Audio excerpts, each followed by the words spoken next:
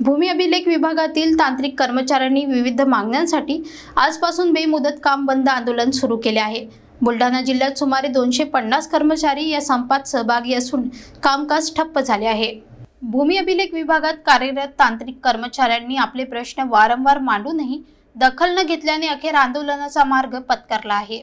महाराष्ट्र राज्य भूमी अभिलेख तांत्रिक कर्मचारी संघटना आणि विदर्भ भूमी अभिलेख कर्मचारी संघटनेच्या वतीने आजपासून बेमुदत काम बंद आंदोलनाची सुरुवात झाली आहे। या आंदोलनात बुलढाणा जिल्ह्यातील जवळपास 250 कर्मचाऱ्यांनी सक्रिय सहभाग घेतला असून तालुका स्तरावरील भूमी अभिलेख कार्यालय ठप्प झाले आहेत।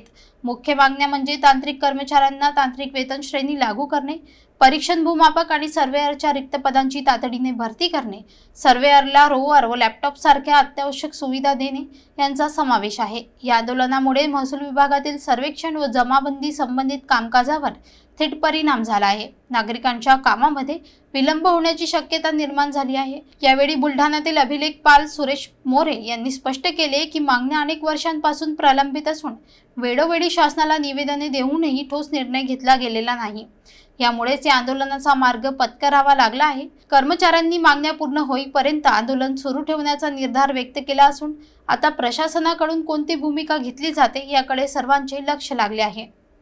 आमचा भूमी अभिलेख विभागाचा संप हा तांत्रिक वेतन श्रेणीसाठी लागू करावी, तसेच परीक्षण भूमापक सर्वेअर यांची पदे भरण्यात यावी, वर्जन सर्वेअर यांना रोवर लॅपटॉप उपलब्ध करून द्यावे। याकरिता आमची मेन मागणी म्हणजे आमची वेतन श्रेणी लागू करण्यात यावी अशी आहे। त्यासाठी हा बेमुदत संप कर्मचाऱ्यांनी पुकारलेला आहे।